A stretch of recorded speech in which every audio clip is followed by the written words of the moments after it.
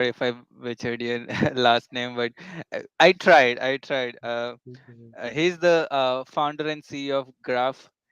I've been like following his journey, and he's done various amazing work from like computational design, reinforcement learning, and his post on even like using technology for AEC is like very profound. So I highly recommend you guys, if you're listening, check out his work, his LinkedIn post. It's an amazing resource. And also like some great projects at AEC Hackathon. So I thought it would be great to have you on the show, talk about your journey from architecture to software developer, and we can learn from your journey. So thanks a lot for being on the show, Ryan. Thank you. Thanks, Mar. And you very very close on the name, so no biggie. But I think that's a very kind introduction.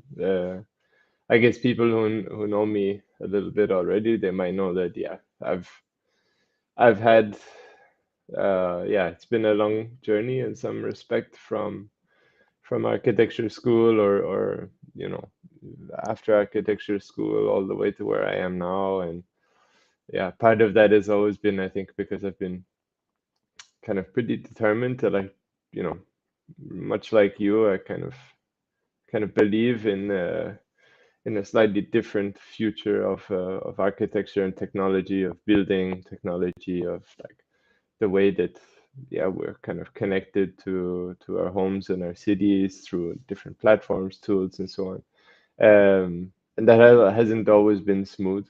Um, for example, I went to a very like technical, like a good architecture school in Ireland, but it was very traditional. Like I had mechanics classes, structures classes, which I loved. It's like very defined answers.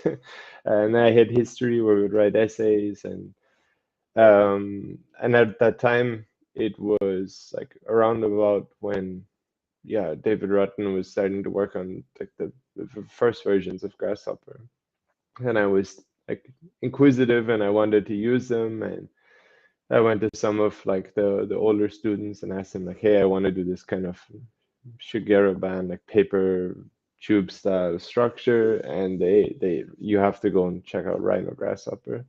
Um, and yeah, I kind of got some knockback from the teachers. They're like, yeah, it's you copy his style. It's like you copy it. Like it's like, well, it's kind of difficult to do a diagrid paper tube structure without it looking alike. So yeah, I think they just didn't really understand. It's like, okay, I'm more interested in how this thing is constructed and like how like what's the design system here, not Mm, the specific project. That kind of they saw it as like a transplant of the project. But then I went to Aarhus in Denmark on Erasmus, and yeah, there the architecture school. It's kind of like it's quite broad in some respects. They're very good at a lot of different things, and I think most importantly, they're like quite open. So it's if you can somewhat justify architecturally why you did X, Y, or Z, then it doesn't really matter what the tool was or how you did it. It's like it's about telling the story. And that's when I think it really kicked off for me, you know. So I was able to play around with things like Pepakura. I don't know if you ever tried that, the Japanese kind of paper modeling software. I remember coming in one day and I had like 50 paper models made, and my teacher was like, "What? This is mental." Louis." But yeah, that was really the start of it. I really then it became like instead of just you know instead of kind of going by something that was out there, like doing whatever tools or scripts I could find, I was then saying, okay, now I can start to at least influence the tools myself. So very, very beginnings of like if I couldn't find a tool, I started to have to make it. And now we're just talking like scripts, right? Like so it was just putting together like a collection of whatever I could find to do the job. But but yeah, that was definitely like the seed or the start of it. And I couldn't code or anything like that. There's a lot of people that I listen to a lot of tech podcasts, and they're like, yeah, I was gaming on an Atari, blah blah blah, and like my parents got a computer, and when I was 12, I started writing code. I was like, not me, not at all. Um, so in that sense, I was quite like a latecomer to this. By this point, I was maybe like 19 or 20, and yeah, yeah, it was just I guess that the ironically that the not having the tool or not having whatever it was that I wanted to do was like the point at which I switched over to not only to kind of create that tool for an architectural purpose, but also I think when I started to say that, I basically kind of chose my path as like maybe I'm more interested in making these tools or these scripts or writing code to allow other designers and architects to like truly do whatever they want efficiently and effectively. So yeah, I think that's where it started, and yeah, then it's been been a been a long road since then. I see. And like actually I could very much connect because like I also like started coding way later in my career, and it's the need for automation, and then like okay, if no one is gonna do it, gonna do it myself. And I'm curious to know like so you mentioned about your bachelor degrees and then your post. At what point you had decided to shift the mindset that I don't want to follow the normal architecture path?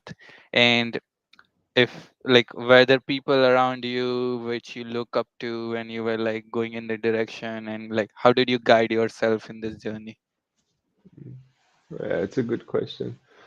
Um, so I think, like I said, the kind of the old story brought us up to maybe, yeah. So how it goes is that it's in Ireland it's a 5-year program, and in Denmark they have a 3+2, so 3-year bachelor, 2-year masters.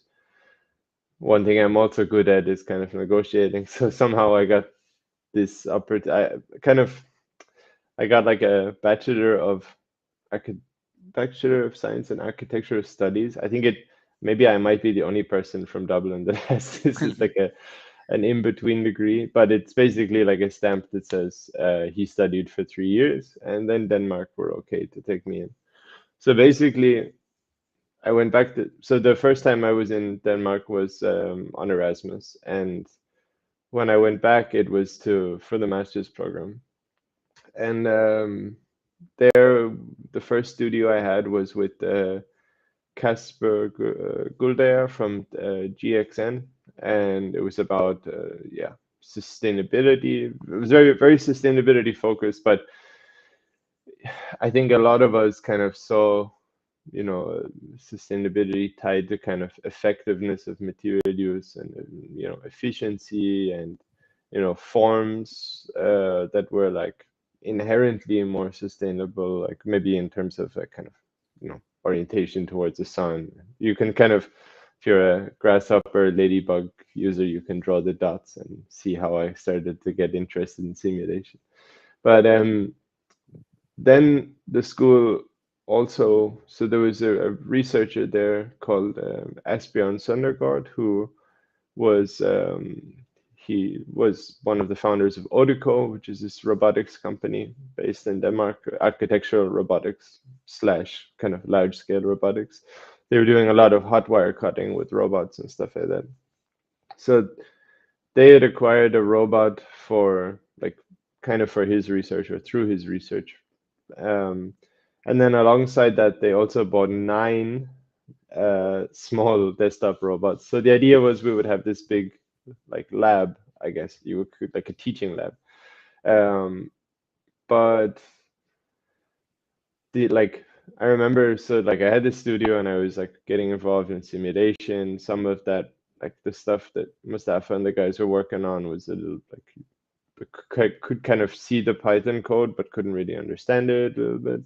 Um, and I came down to a symposium once or twice at CETA, I remember, down here in KEDK in Copenhagen.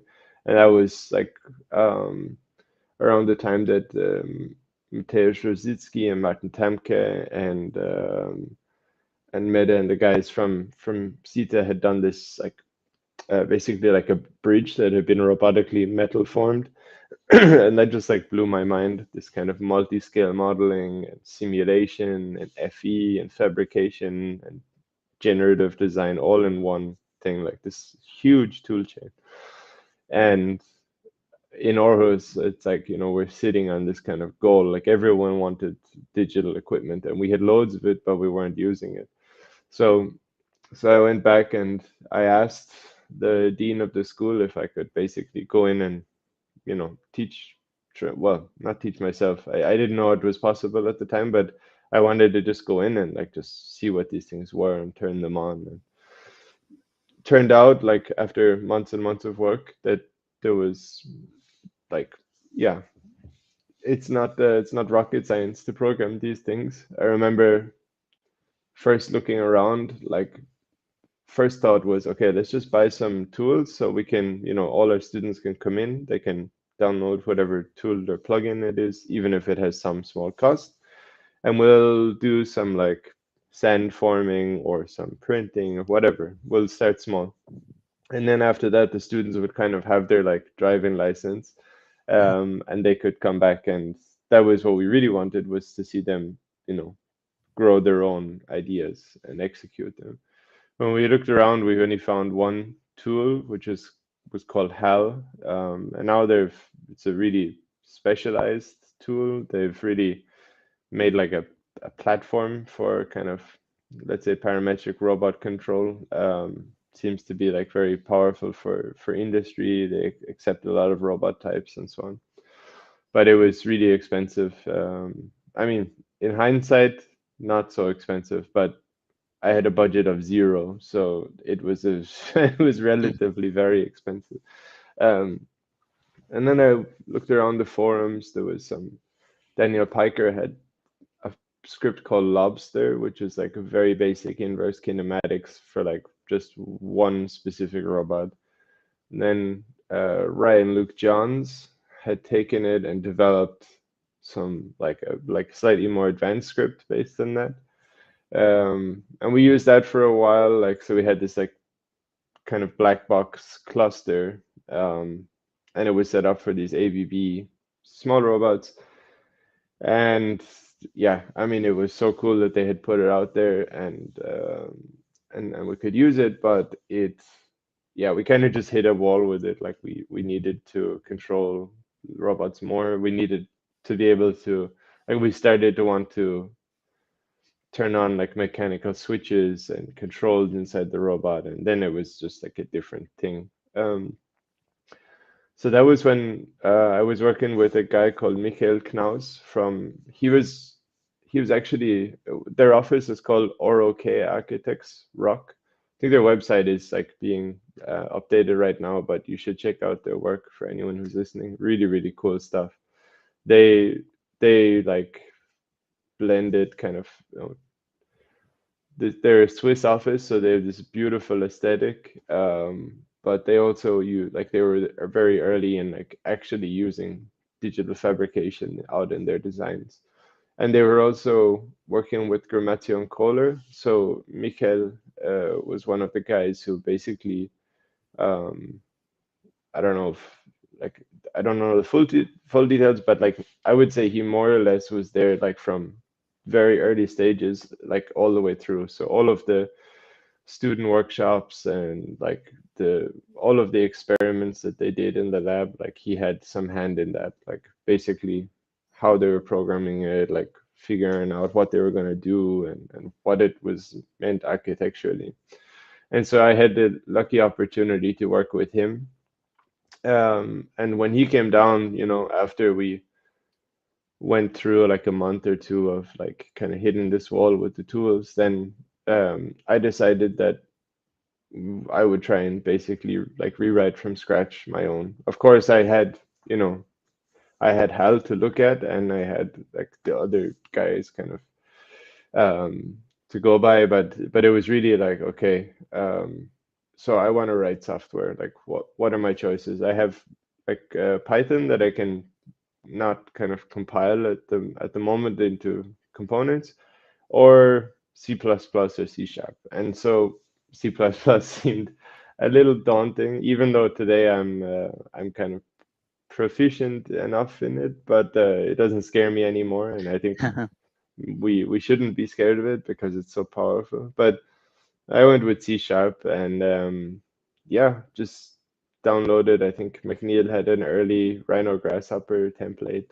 and some kind of half documented SDK, and away I went. So basically, yeah, started small, and it grew into this bigger and bigger like toolbox, and few hundred other universities started using it, which was kind of cool.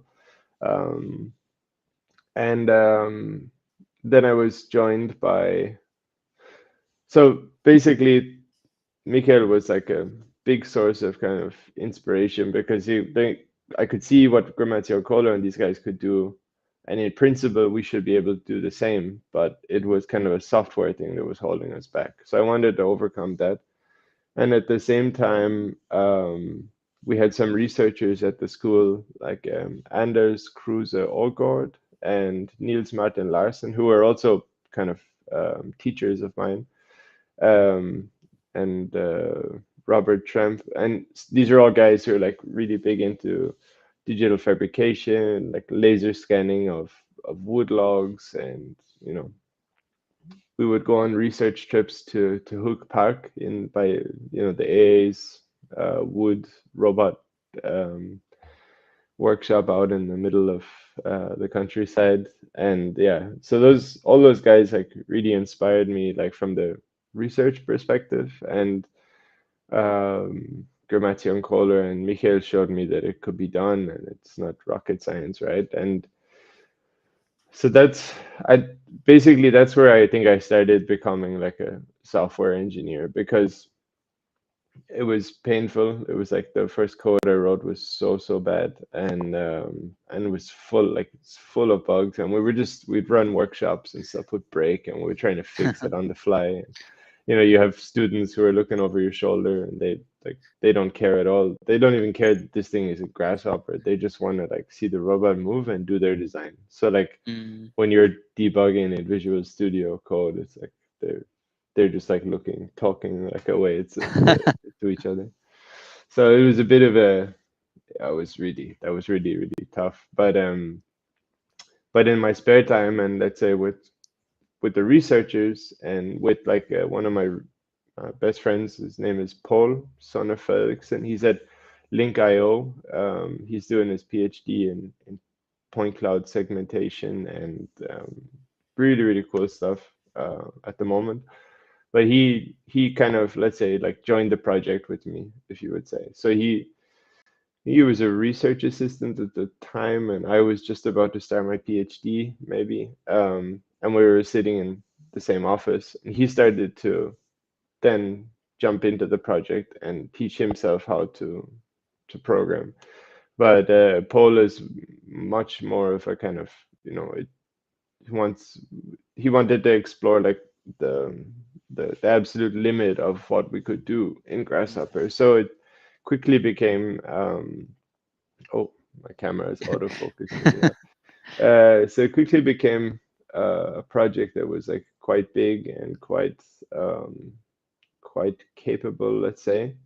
Um, and yeah, it's at that point I think we had kind of gone beyond creating like Rhino Grasshopper plugins, and now the door was open to just like general software development. So we started to interface much more with tools that were outside Rhino and Grasshopper.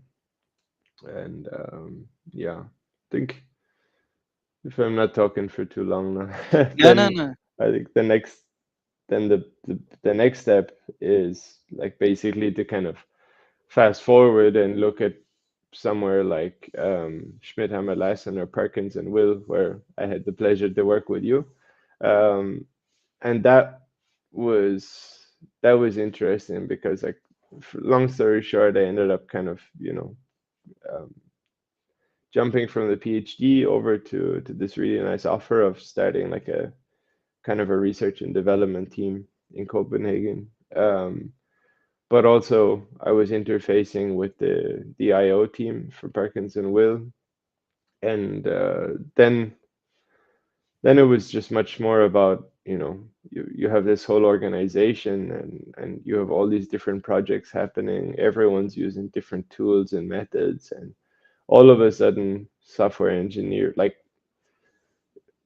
I had a friend at the time who said like software engineering is easy if you only had to do it for one browser or one platform, and that was kind of like the this rude awakening in that respect, where at least in the robot lab, the problem was constrained, and like one language was enough, one platform, one tool. But outside, then like it was like so many things interfacing. And I had also started to build a team. I had hired Victor Wanderley Barbosa, who went from not knowing how to program, like you mentioned, the hackathons. He Yeah, was on my team at the hackathon at the start, and he hadn't used Grasshopper before, and he hadn't programmed. And I think within like 4 or 5 or 6 months, he was just like amazing. Like he yeah, was he's on a so winning strike this hackathons. Like yeah. I I actually I'm at the point where if Victor turns up, it's like I'm like, all right, this dude is taking home a prize at some point. So I've started. Like, I think I took part in so many hackathons now that I'm happy to just network and talk business and have a glass of wine or two. So I leave the winning to Victor. Not like I would have much of a choice, anyways, if I could compete with him. But that was interesting from another perspective because Victor came in and he was very, you know, he was really interested. I think he knew what he wanted to do. He was really interested. I remember him specifically telling me he was interested in Node.js and a few other things. And then we hired Daniel, which was Daniel and Souza. Daniel was quite interested in front end development, and we could have picked anyone but we went with Vue.js, and he quickly became just like a Vue.js wizard, and both of them were very good at 3JS, and I was good at, I think, making sure they weren't disturbed, answering all the emails and stuff. And also the kind of to some respect the cloud and the C# stuff, and also yeah, partnerships. I think that was just as important. It was really about you know learning that going from being a kind of a lone developer in some respects to, well, working with Paul was really fantastic. And then all of a sudden it's like, okay, this is a team, and we have deadlines and goals, and we need to be a bit surgical about how we deploy our resources. We hadn't I At least I hadn't heard of like Scrum or Agile or any of these kind of management methods or tools or approaches. So so I think we kind of somehow invented these. We could have just like researched and found them, but we found out the hard way. But yeah, that was a pretty amazing time to go from like being three people that were somewhat new to all of a sudden figuring out that if one person gets really good at one thing, you have another guy that's really good at something else, and the third or fourth guy or girl who's they have their thing, and you put it all together, and all of a sudden together with you and the guys, and we're putting out like platforms, basically like things that can really influence the work or help thousands of people at the time at Perkins and Will. So that was I think that was the point where I really made the decision that, I don't want to be involved in the projects anymore. Like I had no interest in I still miss it sometimes. Like I just reviewed someone's portfolio who sent it to me, and I was looking at some of their stuff and I'm like, oh man, I kind of got this flashback to sitting in studio, and you always miss it at some point, but yeah, that was the point. I think I really said, okay, this is what I want to do.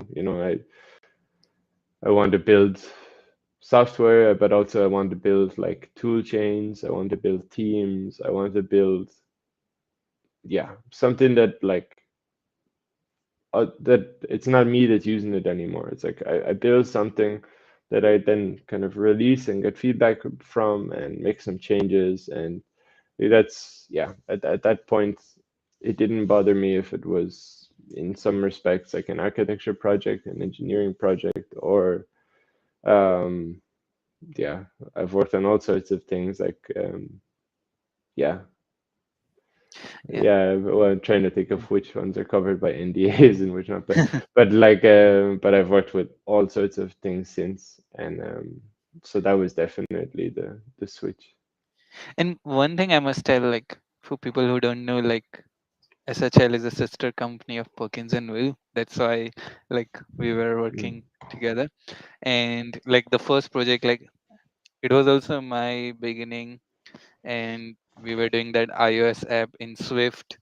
And for people listening, like is like architects turned software developer, that it's underrated how like fast we can learn new stuff. Like within 2 years, like of like my Perkins and Will, like we started from like React front end to we're doing Unreal, C++, and like Thomas was like also he picked up React along the way. Like before that he was so like a lot of people ask like which language to choose, but sometimes you just are handed a problem and you select the best technology and you learn along the way.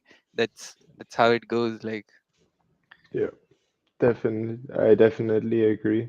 Um, like now, you know, sometimes when I'm speaking to potential clients or whatever, and they talk about tech stacks and stuff, I always like, I think it really stuck with me, like when I saw what happened at SHL, like the, I was convinced at that point that, I'm very good technically, but I'm definitely someone who can find really good talent and somehow see it, maybe if even that person doesn't.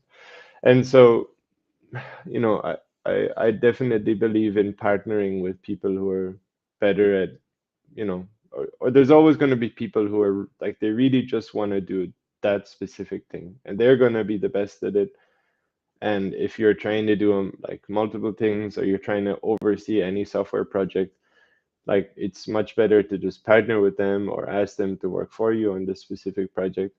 So in some respects, like my first principle is that like there's always a better developer out there in whatever language or whatever tool it is. I I'm not gonna be the best at that thing. And once I kind of became okay with that and stopped trying to chase, like if you're especially a front end developer, like if you get specialized in a stack like this week, next week it's out of date. There's something new. There's a yeah, new package or whatever. And so I started to really understand, after a lot of headaches and stuff, that once you understood the principles of what you're trying to do, right? Like how does the software stack work kind of conceptually? Like what's the diagram of it? And like, or how does this language work in terms of, there's a few major things like, managed versus unmanaged languages, or static versus dynamically typed. But I mean, roughly speaking, like I think you can go in and pick up the specifics because you can go on Stack Overflow. Now we have ChatGPT, which I hear people talk about a lot, right? And it's like you don't even, you can kind of skip the skip the manual anymore. But yeah, I mean, really, I think, yeah, going through that journey and like seeing all of us go from like 0 to 80 within like max a year, like in whatever kind of domain we picked. That was yeah, it and it wasn't. I mean, we're all smart people and we were all dedicated, but we had a lot of fun. I mean, it wasn't like we spent 20 hours per day just like like it was it was a standard work environment. It was very fun. We didn't have to like slave over it. Like it just came to us because we just stuck with it. So I think that's one of the key things. Like that the red line through all of this is just like sticking with it. Like if I would have not, and I saw it happen to a lot of people. Like they went to use Grasshopper in the early days, and it didn't do exactly what they want, so they just dropped it. Um, Mhm. or with the robots, it's like we're limited in some way. I'm just gonna go back to the CNC because I know what I can do. And when we started to develop software that was like, cross-platform or like hybrid apps or like SaaS platforms, it would have been so easy to just stick to like doing Rhino Grasshopper plugins, but we just stuck with it, and yeah, just like yeah, keep keep going at it. I would say to anyone who's out there, and also I remember distinctly at the time I had like I had a Udemy account for the team where we had like 3 or 4 courses and we were each like learning one or two, and I think the whole value of it was like $100 or something, and we could skip half of it, the part that we knew, but like there's so much information out there nowadays. It's like, yeah, if you pick 1 or 2 or 3 high quality courses, yeah, I don't believe you have to go and have a computer science degree to go and get a good job in the industry. You hear a lot of people talking about that in like the cybersecurity space, for example. There's a big discussion on, do you have to be classically trained, or can you like pick courses up along the way? And in the majority of cases, you'll hear companies or people say that, I mean, both are good, but even if someone takes the second option, it has the benefit of showing that they're kind of adaptable and that they've learned through practice rather than like through theory. So that's really like important to note. I think that don't be afraid that just because you have a degree that says architecture that you can't do something else. Um, which is something that I hit quite a lot. Like when I started applying for software engineering jobs, if I didn't have software engineer on my CV, it was in like the no pile straight away. But that didn't last forever. Like I eventually started to, work on projects where so much of it was like code related or like software related that I felt comfortable to say that that was uh, like a junior software engineering job, or I did that or this or whatever. And over time, I feel like I passed that kind of litmus test without any problem now. So it's definitely, even like paper wise, it's easy, or it's possible, but not easy to like be kind of perceived as a software engineer and not an architect anymore. Because it's something I hear quite a lot from people, that they're worried that, do I have to like drop out and go back and study? And it's like, no, just you probably do have to like try a bit harder maybe, but yeah, in my opinion, it can be worth it. Like architecture is it's also a very good like problem solving education, and I think there's a lot of employers that when you add those like two plus two, it's equal to five for them, right? Like they there's a technical problem solver and a creative person, and if we have both of those in one person, then we get like added value. Yeah. I see.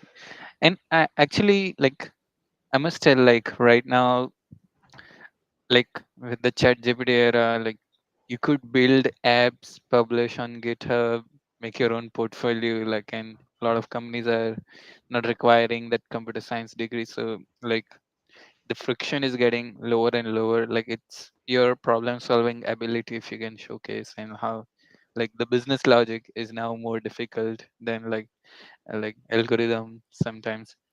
And I Yeah. must congratulate you like on recruiting a killer team. Like I met a lot of people in the industry. They were like Victor Daniels, and like it's an amazing team. Like it's and Yeah, it's I still miss working with those guys, and they're still doing like super cool stuff. Like every time I meet him, I'm like, he's, you know, you can never spill the beans on what you're working on, but I can always tell it's something exciting. It's like I know that they're really pushing out some cool stuff. So that's cool. And I think that your work at the company and my work at the company, their work at the company, it also changed the company, I think. I feel like they well, it also was like perfectly timed in some respect because like the mm, whole industry realized the power of it, but I feel like there's much more a sense of like this is enabling us to like go further, faster, whatever. And yeah, I feel more and more offices, like even smaller ones, they see the possibility of that, so they're allowing people to spend the time on it, to put the energy into it. got it. So after PhD, Perkins and Will SHL, like you were developing apps, more strategic, more hiring, and then how was your journey after SHL? So after like between SHL and now, Um, I've been I've been at two companies. One was called Stücke and one was called XBuild, or one is called Stücke. You should go and check them out. They do really cool stuff. One was called XBuild. They've shut down for now, but I think they're gonna open up again, maybe in Sweden soon. And yeah, it Stücke was it's a really exciting team. So basically what they do is like smart interiors, and like smart understood as kind of smart design systems, smart production systems, smart business model, but increasingly also smart in terms of they are like looking towards kind of IoT space. And then XBuild was basically like if kind of saying that we used to say that if you turn an apartment upside down, stuff that would fall out that would be stucke, and that whatever's left over would be X-built. It's like walls, windows, doors, and yeah, it like I would consider one kind of like well, they were both startups, but X-build was a kind of a different challenge. Like so in Stucke, I came into a large code base that had been written by my predecessor, their old CTO, Aska. He's very, very nice guy, super talented software engineer, but it was in Elixir, so it's quite an exotic language when it comes to the ASE space. And it's, for anyone who doesn't know, it's functional, so it means that basically everything returns like kind of in another way, like another function. Like you just, if you imagine that you just pipe stuff together, you just like chain link everything. And like to take that and then you take the .NET framework constraints of Rhino and its object-oriented logic, and to try and reconcile these two things in my mind was a bit of a struggle. So it was again like another point where it was like, oh shit, just when I thought I've like finally made the transition and figured stuff out, now I get a curveball thrown again. But by the end of it, um, if someone asked me like the recently like would I do something like at some point someone asked me about Elixir and I just like I was never again would I touch it, but that's actually not true. Like now I've started to realize like the power of this kind of functional programming. So I learned F sharp, which was a little bit closer like neutral ground, right? It's like you have some sort of familiarity from C sharp with all of the functional logic from Elixir, and yeah, it can be incredibly powerful. But yeah, it came in again, and it was the tricky thing with Stuka was we had a sister company called Coder, where and they were both running on these kind of Elixir backends with some like either a web front end or like a Rhino plugin, and then I developed like a web front end for Stuka. But it was like two code bases that we were trying to keep in balance, like with just one person. And then I hired two, well, a computational designer called Ira, who was like she's really really great.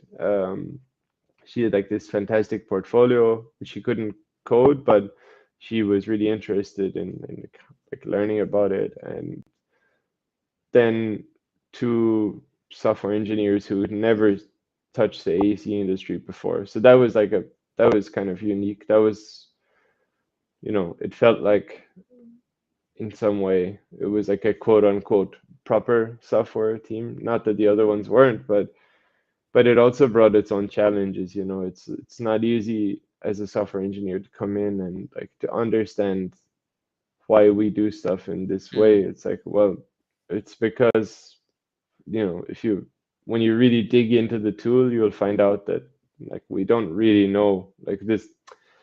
It's just the way it is mm, sometimes, and that was true for a few weeks, but eventually we found out that we could break these limits and stuff. So again, we ended up with a really cool team. We were just um, yeah, three or four of us, and this was at the point where I was I kind of took the opinion of like taking it as an opportunity to say, okay, you know, I these guys come from real software engineering here. Maybe I could learn a thing or two, even though I'm the quote unquote their boss. It's like so. Uh, so Sasha, one of the developers, when he joined just before Davide, and I said to him like, "What was it that didn't like about your last workplace, and what did you like, and also like what processes and tools did you use, and what worked and what didn't?" And he was just like hands down, he was like this like kind of agile Scrum methodology with Jira. He was like, "That's that." That we had to try, and we said okay, let's give it like, you know, 3 4 weeks and review it and see what happens. And that was such a game changer to be able to, and it seemed so simple at the time, or like looking back on it, to be able to structure the work in like little, like to break something down into smaller pieces that you then just tackle and report on, and you know, you review each other's code. So for example, you mentioned before this iOS project, like I had never written in Swift, and maybe there wouldn't be anyone else in the team who's knows Swift at all. So you would kind of say there's no value in doing a code review in Swift, right? But actually there is, if you do it at the right level, because it lets you understand what I'm trying to do. And then when we start to discuss the interfaces between your tool and my tool, or like the sender and the receiver, then you can understand conceptually how the other person has been thinking along through the mm, project and what they're ultimately building, right? So a lot more of that started to come in because at that point there was clear strengths and weaknesses in the team, i.e., the guys were much better at like certain things, and I was able to kind of orchestrate much better. And yeah, that was yeah. So first was going from like lone developer to working in a team, and the second was going from like working in a team where we were like so focused on like the code or the tools, and then we started to put like these processes on top, and then it was just like a totally different thing. Because before that, my boss would ask me like, when can we have this thing ready? And the answer was, I don't like somewhere between a week and 6 months. Like that's that's honestly my best bet. But these sort of processes, they allow you to to be able to say, okay, like we know our velocity, we know like roughly how difficult this task is. So yeah, it's a 3 to 4 week job or it's a 1 week job. So yeah, I think that was something super valuable to learn, and much of the same at Xbuild, except we were much more product focused in the sense that we did like a lot of early stage like user research and kind of wireframing, building something really, really fast in like a week, and then taking it out to 10 offices and asking them, like, what do you think of this? Kind of learning how to ask questions without leading people to like give you answers that you want to hear. Did that a few times, but eventually it kind of ended up, I wanted to do something different, and I kind of consider myself lucky, even though it's been tough. Like leaving some of these companies has not been easy because I also, yeah, I got good friends with a lot of these people, and then it was time for me to move on and do something different. And going out on my own was definitely not easy because I'm a social person. I like to work with other people. um, but yeah, graph is basically like the combination of all of that. It's like seeing the problems from being like either inside the companies or working with like companies who we're trying to bring a solution to, and they're telling us this is our problem, this is blah blah blah. But also working with people outside our industry. So in Graph, for example, I work with one games engine company. I work with a company who is doing fantastic um, things with machine learning, like basically ML-driven kind of eyewear. Um, it's an ML-driven eyewear play, let's say. I won't say much more than that. But and most of all, manufacturing, which is like ultimately my passion, right? Like being able to go and talk to big manufacturers and say, hey, I've been studying like Markov chains and kind of these like basically ways to identify where we could have potential issues in production systems that we haven't even set up yet, right? Like this is the meeting of these two worlds. It's I think that's what graph is. It's like yeah, years and years and years of like problem solving and research and um, like making something out of nothing, and then going into to companies who have really interesting problems and yeah, and then and working with them to change it. Then, like, I think like running a company is like super hard. And I'm curious, like, how do you manage like that time management, finding clients, and like tips for a person who is considering starting a company? Yeah, this is true. So this is something that I'm kind of focused on quite a lot at the moment. the first few months I had the benefit that, you know, many people, like I had a pretty strong network. Many people knew me, but they didn't know the company at all.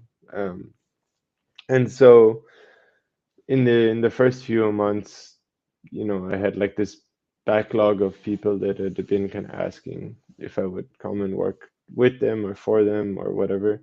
And so it was easy to fill the like the first while. Um, but after that, then you start to realize, okay, I need to really build a business development pipeline here. Then you have things like, you know, the accountancy and all that sort of stuff. So I should mention that I had done this once before. I skipped over it, but Oh, when I had left the robot lab and before I did the PhD, I went out consulting for like 3 or 4 months. And I had ended up consulting almost full time for CF Muller Architects, and they offered me a position to come and just like work and start the team. So that's what I did.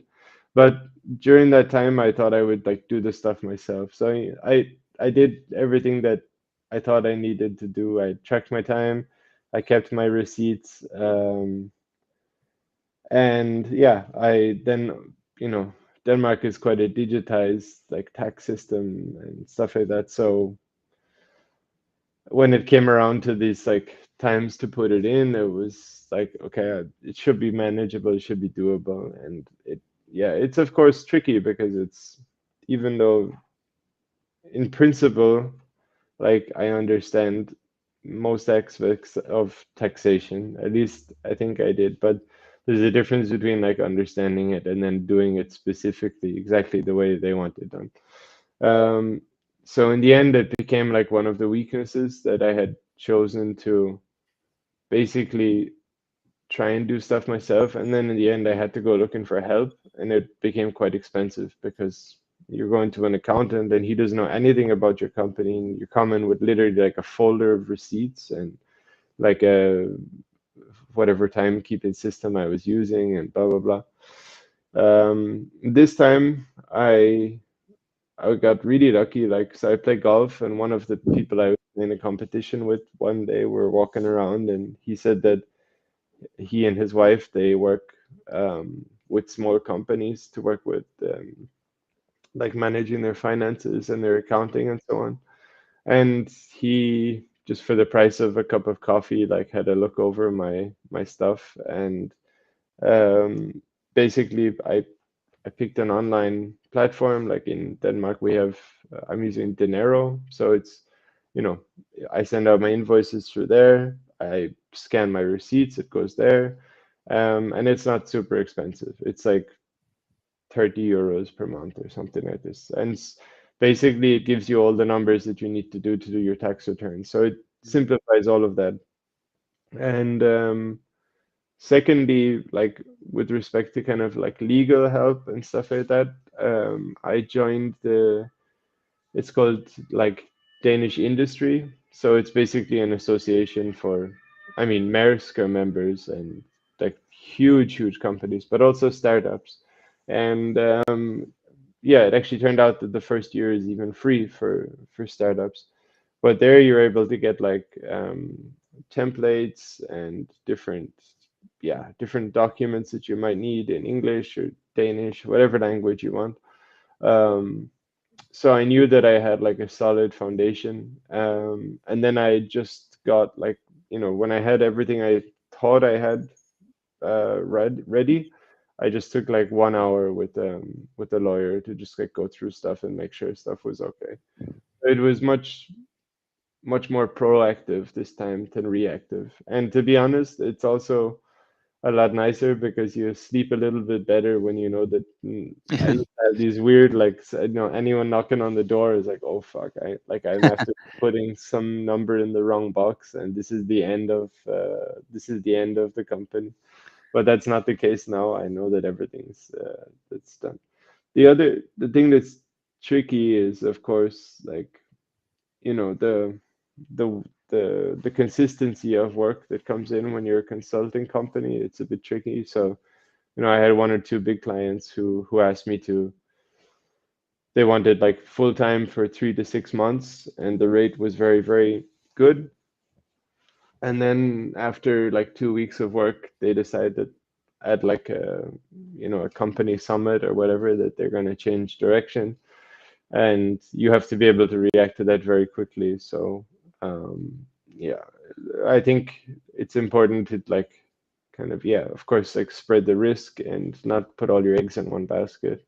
Um, and also, yeah, just learn to like learning how to contact people, like learning how to automate some of this stuff with like platforms like Mailchimp or yeah, Google Ads and stuff like this.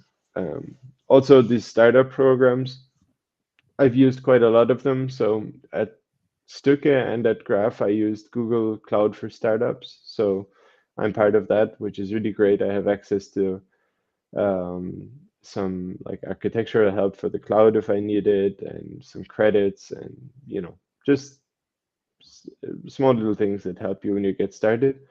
And after a while, you become eligible for 100,000 to $200,000 of credits and help, depending if you're AI centric or not. So if you're an AI centric business, then the additional credits are to help with the added like training and infrastructure costs.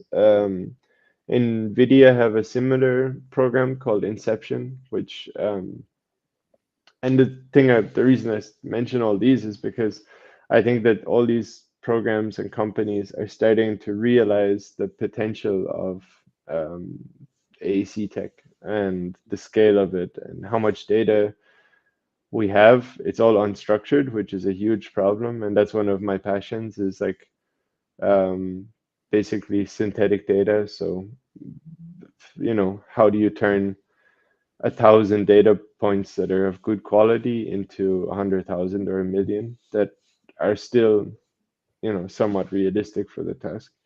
But but yeah, they're all very interested in us right now. So, and this is something that I think, we hold the cards there. Like they all want a piece of the action somehow. I think as some of the big failures have shown over the years that you can't just come in and with a team of software engineers and solve a problem in the building industry. You have to know the people side of it, right? It's a socio-technical uh, kind of practice and not just technical. So yeah, I think basically like going and asking for a little bit of like really precise help at the start to make sure you have everything set up right.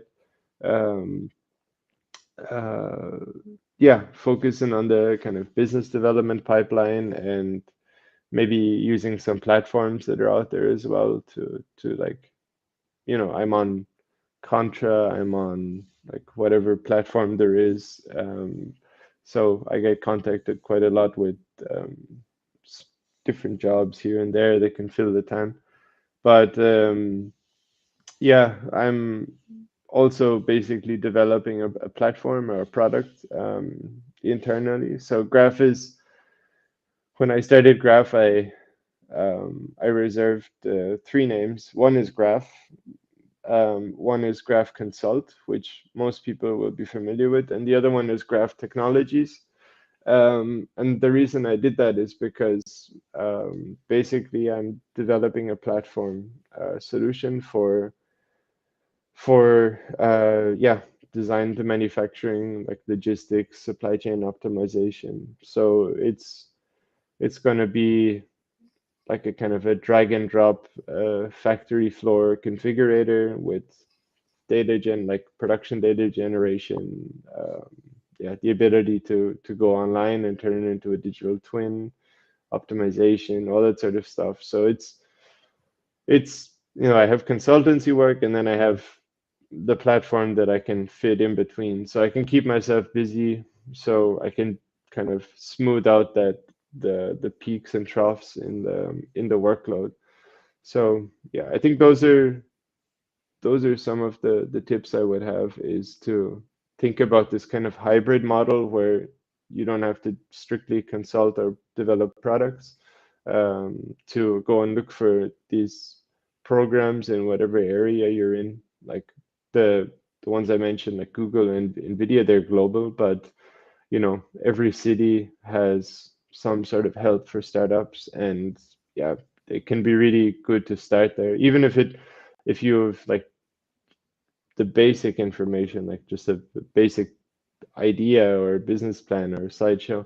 Just walk in the door and like they'll offer you something. They'll sit down with you and make sure that you're complying with the regulations and stuff like that. And it will take some workload off your chest, and it'll let you get back to doing what you're really good at, which is yeah, being like creative problem solving and developing tech. Yeah, the whole thing we're about. I think like all the insights you shared are like quite useful. Like it's like running a startup and building a product. I think sometimes it's the easiest part, like finding clients, doing all the legal work, running like pricing and everything is like all those things you learn along the way, and those are not like shared, like what's the right pricing strategy. Sometimes you are hungry for clients, so sometimes you could go aggressive just to get the bill running and stuff like that. And I also recommend people who are listening or watching on AEC Hackathon YouTube channel. Like I saw your presentation video in the last tag where you also shared like uh, these programs and other resources for people to get Mm, started. So that was a good one if someone is wants to look. yeah, yeah. I must say I was feeling a little bit tired and unwell. Not so unwell that I shouldn't have attended, but yeah, usually I have a little bit more energy when I present. But it's also that, I mean, it's interesting that we're talking today about what we're talking about, because like after that, I was sitting there and I was thinking like, what is that started out as a workshop where I had offered to do something like kind of like a technical workshop, because they were successful in bringing more people that are not AAC folk into the hackathons. And I wanted to bring those people up to speed with like the Rhino Common SDK or the Mm, Revit SDK or whatever, like even just Speckle, like some of the tools that they were probably going to hear about over the mm, weekend. So they were like pre-primed. And then they said, well, you've gone from like starting this company, like why don't you make it about this? And it was an exciting thought, and I think it's a good idea, but I had no idea where to start. Like, how do you give a workshop on starting a company? So instead, yeah, I felt a little bit, how do you say, it's like a little bit vulnerable, but it was like, okay, I'm just gonna stand here and I'm gonna show you like stuff that I found, and if someone has some questions, or someone is interested in something in particular, then they can come and talk to me. And in fact, I did have quite a few people that weekend come and ask me some from just very specific things. And I think just like our conversation today shows, there's a lot of people out there that I think are sitting on good ideas. They're sitting on, you know, this question of, should they try to start their own thing? Should they try and do it in their spare time? Or like, yeah, so that if anything, it was really nice to see just how many people are interested in this right now. There's been a massive amount of money pouring into the AC industry, but I think it's kind of been pouring into verticals. Like we spoke for many years about breaking down silos, and I think that with VC money, we've inadvertently kind of created them again. Like this only does generative design, this only does this only does that. So I think, yeah, particularly there's a big opportunity for companies that are kind of cutting through them. There's a few of them that come to mind, but yeah, definitely definitely really interesting to see what happens here in the next while. I see.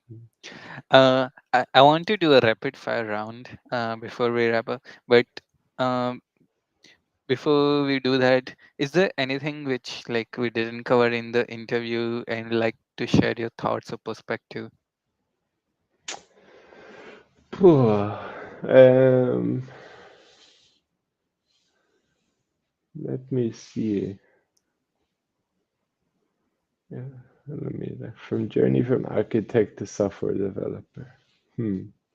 Well, first, I tell you one thing that's really well, not annoying, but I used to think it was annoying when you're starting out, and this sounds really really silly, but when you start like when you have a profile of an architect and you start to want to go into the software world, it's it takes so long for the algorithms of like LinkedIn to figure out that you're not a Microsoft solutions architect, or it's I've somehow mine has changed. I've pushed through, like I've gone past it now, but like that's the first thing. As soon as you change your industry to like to working in software, it just doesn't it can't reconcile the two.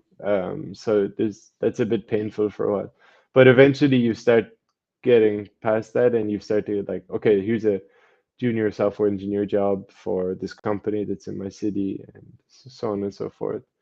I think the second thing is like there's a lot of places that will so for example, even if a company doesn't have like a startup package or if a conference doesn't have like a startup ticket or something like that and you think it's really valuable for your product, for your idea, just take contact to the people and say, hey, this is my situation.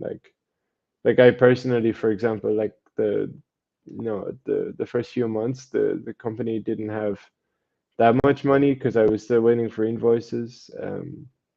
And I would just tell people like I I really think that me and your like graph and your platform could work really well together, but I beyond the trial I can't really do this experiment, blah blah blah. And then they they were like, no problem, like here's a month, 2 months extra, just go and do it. Or for example, there's been some conferences coming up that I really want to go to, but they're like, I don't know, $1,000 a ticket or something, which is when you're a startup and I'm trying to take everything from the company budget, it's like, well, I also want to hire someone soon. So at which point do you Prioritize. outweigh taking on more work? And yeah, we always found some solution. Like they've been quite fair. They've said, okay, well, what about like like an academic price of a ticket or something like this. So so I think you can yeah, we're AEC startups are kind of in a weird space that the ecosystem around them isn't so prepared for them yet. So Mm, we need to kind of go out and make our own sometimes. And once the people understand like what you're trying to do or like maybe how much your solution could bring to them, then they don't see it as any issue at all. It's just that they've overlooked it. They haven't really considered that there's so many AEC software startups, which is kind of hard to believe given the amount of money that's coming. And then I think finally, like actual startup programs like Campus Founders, Antler, like there's a few of them that have been in contact with me recently, like where you kind of apply with your idea and you kind of go under residency, so you can like stay there for like a month or 2 months, and they provide some initial money, and then you get to work with some co-investors, or sorry, like co-founders of their own companies. Maybe even they match you with someone else. Like if you have a weakness, they can join. And at the end of these programs, they can offer to invest or to maybe not invest, but pass you to someone else in their network. And I hadn't really considered this as an option at all until, yeah, it took quite some time for me to start to think about that. But now that I have, like almost everywhere I look, it's like, oh, they have one of these systems here too. So right now I think I have applications in for one or two of those, but yeah, I think Fingers crossed. fingers crossed. Let's see. But yeah, I think more interestingly, like there's one or two companies out there that I've been speaking to recently where we found a really good overlap between us, and I think that those those like yeah collaborations, those would be really powerful. So just speak to as many people as possible, and like also don't be afraid of like your secret sauce. It's even if someone had source code for whatever, or they had a bunch of your tools that make you like the consultant or whatever that you are, actually putting them into practice and using them the same way that you do is they're too busy doing their own stuff. Mm, No, I don't think that many people will try take anything from anyone else. So so yeah, don't be afraid to go and talk openly to people about what you have or what you can do or what you're doing because mm, 80% of the time it's going to come out to be a positive thing, more than anything. So yeah, that's uh that's the last thing I would say. You know. exactly. No, that it really like I like as like for founders who are like still like bootstrapping until they have funding, we have to be scrapey. So like don't be afraid to ask for discount and stuff. Like it's they also understand like how difficult it is. So. Yeah, exactly. And I mean, I've seen so there's a lot of stories. Like one thing that would be interesting would be maybe to find a space where we could kind of like either talk about some books that might be relevant or share some links to some books about kind of general Mm, startup culture, startup life. But yeah, like this idea of like bootstrapping it versus getting, I don't know, like 500,000 euros. Like if it sounds like a shitload of money, but it by the time you hire a few engineers and you're a few months down the road, if you haven't been surgical with it, it's like it's gone, and you don't know how to yeah be kind of like scrapey, and like you don't have this resilience or resistance, and all of a sudden you're gonna have to let all those people go, right? So there's there's downsides to starting out yourself, and it can be scary and so on, but number one, you find out that yeah, you can do it. Like it's not impossible. It's a bit tricky and it's not always pretty, but it can be done. And secondly, yeah, if shit hits the fan and it goes south, then it's just like going back to day one. It's like, okay, um, I have like enough money to survive, and I need to do something different. So let's do it again. Like last time, it only took me what like 2 months to get from A to B. So I think yeah, it teaches you a lot about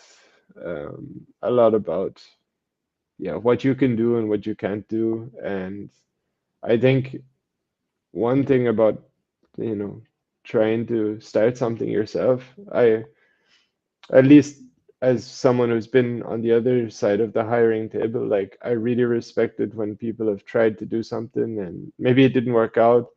um, Maybe they were like naive in like estimating the market, or it just maybe they were just unlucky, but they tried something, and they come back, and they're quite often the people that like if you sit and work with them day to day, they don't just think like, okay, let's build this like fantastic technical thing. It's like they think like, okay, no, what's it what do we have to give up if we do that? Because they know that development time doesn't come for free.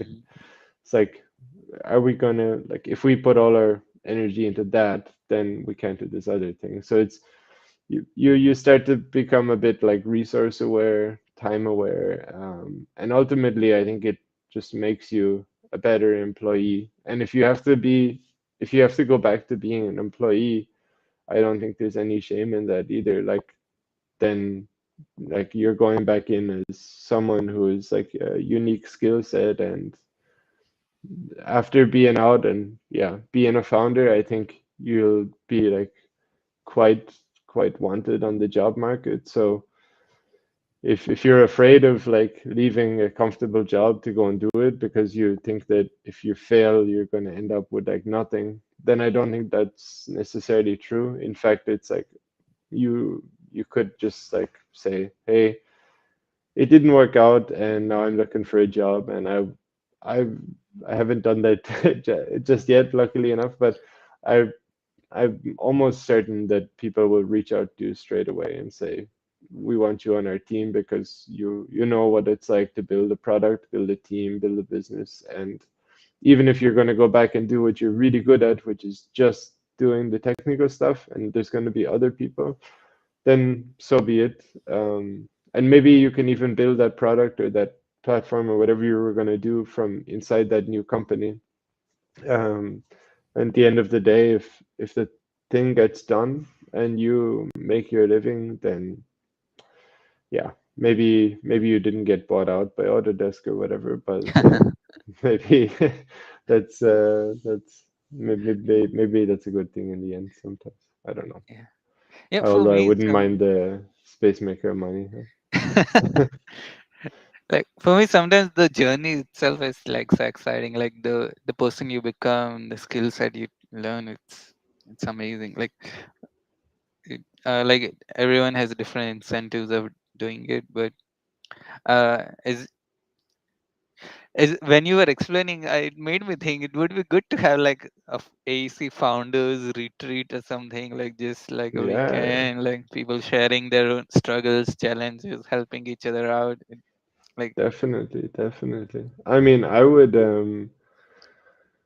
I speak. I said we have one question come in there. We can have a look at it in a yeah, second. But like in Copenhagen here, we have something called Blocks Hub, which is like uh, yeah, that's where we hold a hackathon every year. But they're also very open to, like, it's a innovation space for the built environment. So like anything can happen there. Hackathons, meetups, whatever. But something like this would be really cool to try and find somewhere where, or maybe it has to happen, like maybe it could just be online over the yeah, course of a few days where we can just, just get people together and talk about, what maybe we can have a few like success stories, people who've gotten through it successfully. Maybe we could have some like people I could, for example, I could tell about a lot of stuff that I've gotten wrong before as well. And maybe we could have different resources shared. Like maybe people have kind of templates or business plans or whatever that they're willing to share, that, maybe they've gone past that part, and sharing that with someone else helps them but doesn't really hurt the company itself. So I think that could be a really cool idea because there's enough of us out there, for yeah, sure. And we're all kind of, yeah, we're all yeah, trying to do the same stuff, ultimately. yeah. S- Definitely. Like I'm totally down. So we have a question from Herzog. Any advice for a 35-year-old guy who's trying and challenging to find his or her way out through AC or tech fan in architecture? Yeah.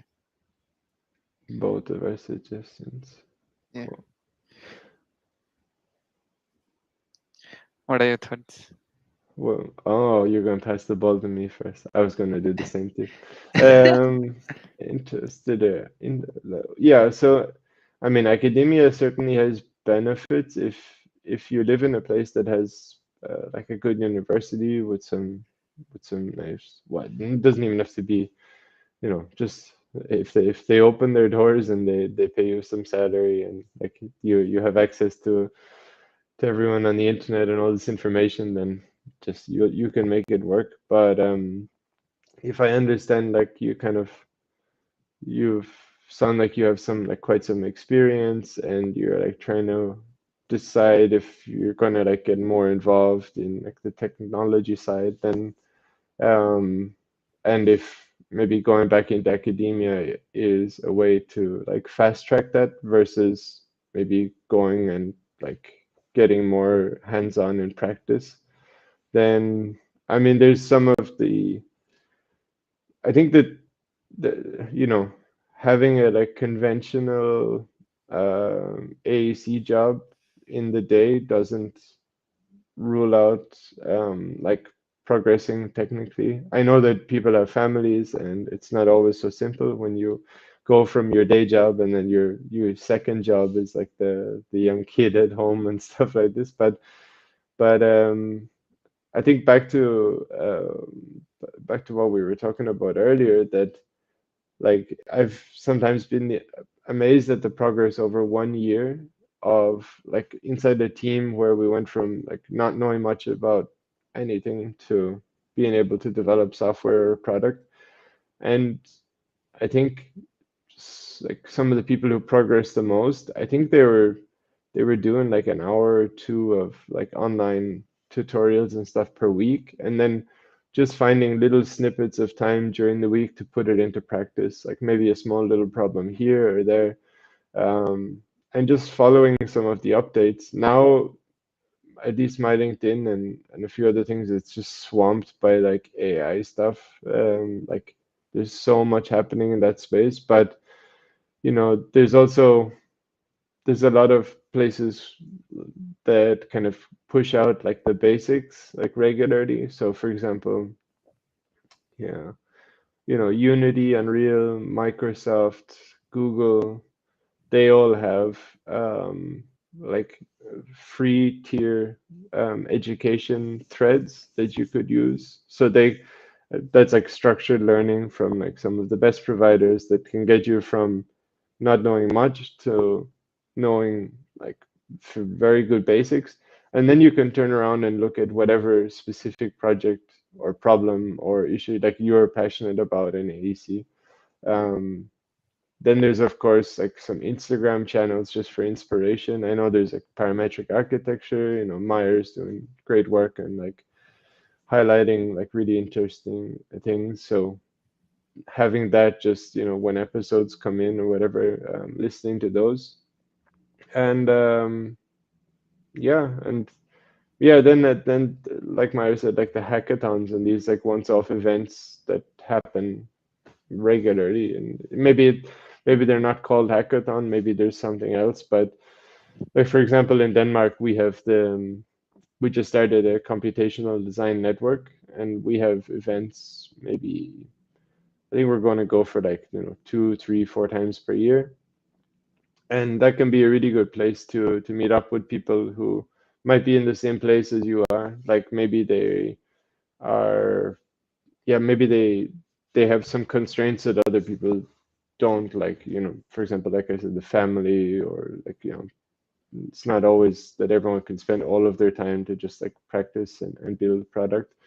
But maybe those people have found something, like some interesting way around it, or maybe you guys could pair up and then like do something together, because it's a lot easier to stay committed, I think, when you have like a partner in crime, so to speak. Even though we're all none of us are into black hat cybersecurity in the AEC space. That's a different podcast. I'm concerned. I still don't understand why nobody hacks each other around competition deadline time. But yeah, that's a whole different You're discussion. planting an idea. Yeah, well, the seed is sown now. Yeah. He's asking if it's accessible online. Yeah, it is. I mean, I don't know if we can share, but like if you want, we can get in contact afterwards, and maybe Meyer and I can put together like a little list of something and share it. share it back. Yeah, for What sure. would you say, Maya?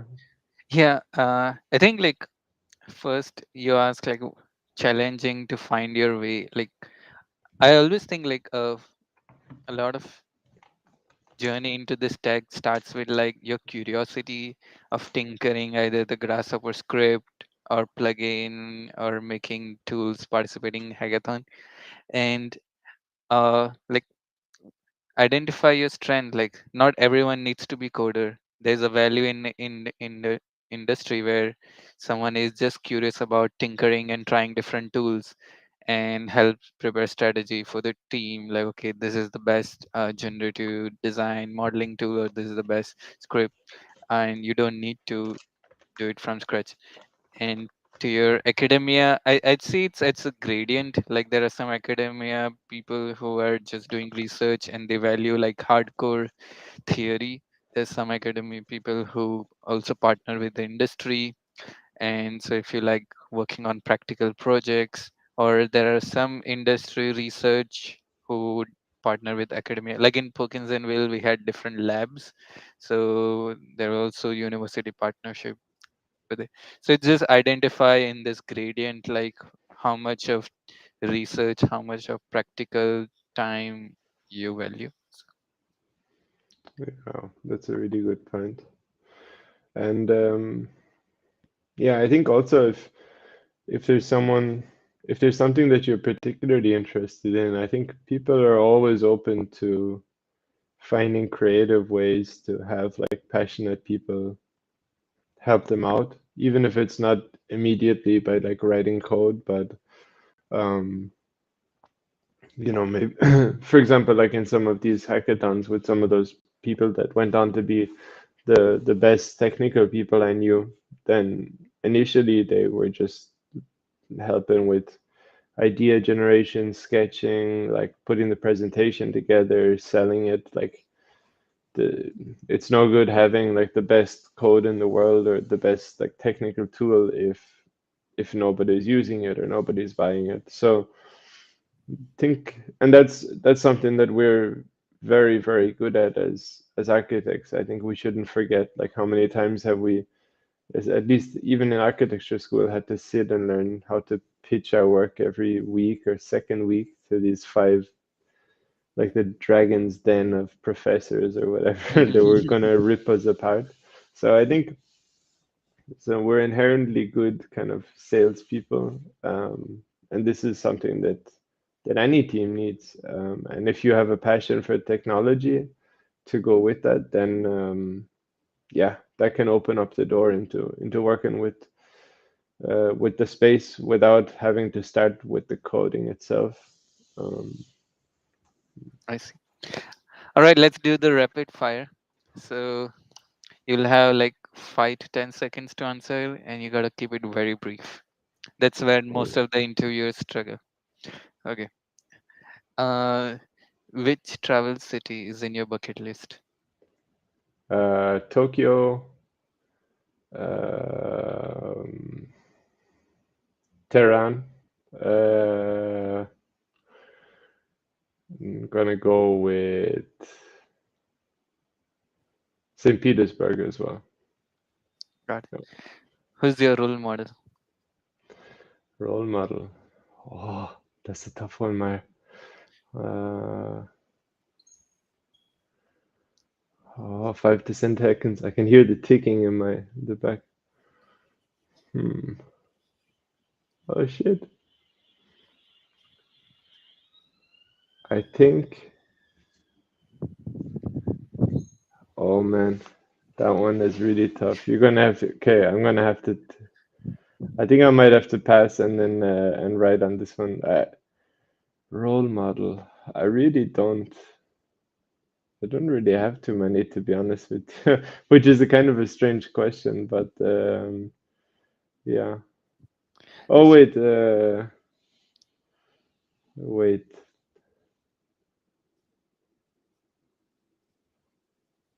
No, skip.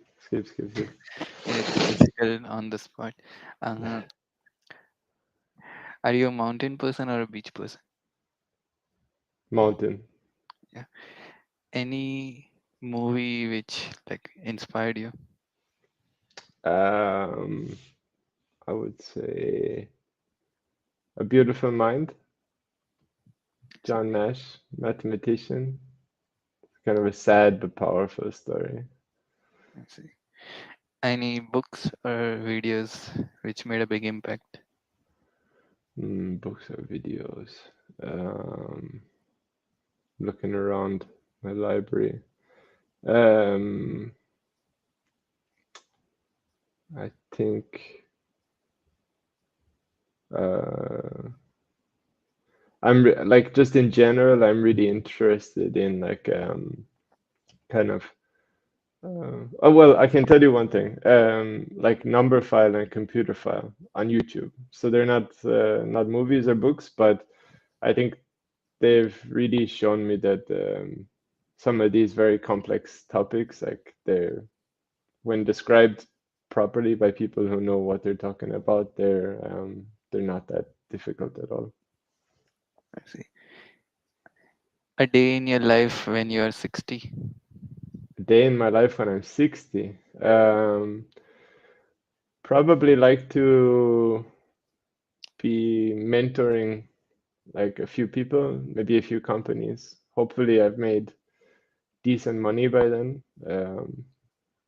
I have this idea that, you know, I'll keep trying at startups or at business life until one pays off, and then I'll have the freedom to pick and choose my time, and I want to use some of that to to help some people who maybe went through the same problems as me.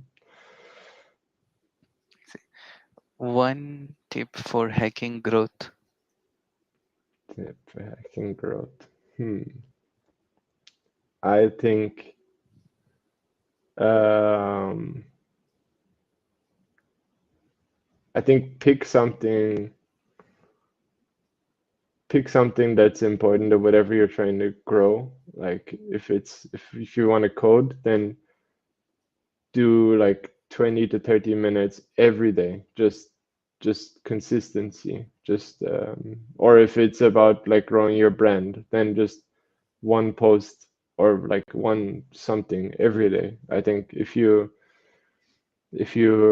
just like have consistency, then it doesn't matter what you want to get. Like you're just going to take small steps to get there. All right. My last question is any advice you would give to your younger self? Lots. Um, I would probably, I would say that if I knew what I knew now, I don't know, maybe a part of me wants to say that I would choose a different education, but actually, like the more I have these discussions and the more I think about it, I'm kind of glad that I just did things the way that I did them because if I didn't study architecture, I wouldn't have like become this kind of all-round problem solver. So I would say that even if I had the if I had the knowledge, I would say like kind of stick with it and go down the same road that I went down. You Because can always connect the dot looking backward. yeah, it's easy to say looking backwards, right? But yeah, if you're sitting with it and like yeah, don't just go with the easiest route somehow. Like it's okay to go roundabout sometimes. I see. All right, Ryan, it was pleasure hosting you. I wish Right. you all luck in the journey of graph consultancy. Keep up the amazing work and hope to meet you soon. Likewise. Thanks, guys, and thanks for the questions. My thanks for having me.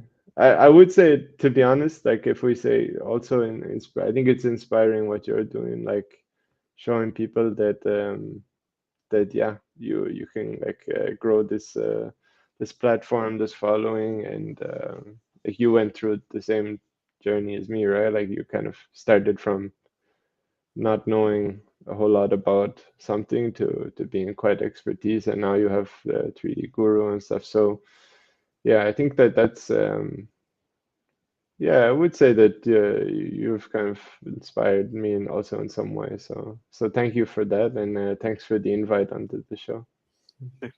That's a big statement. It means a lot. But yeah, I think there's so many stories like yours who had this journey. I'm just trying to share those. So, Yeah, all that's right, awesome. amazing, Ryan.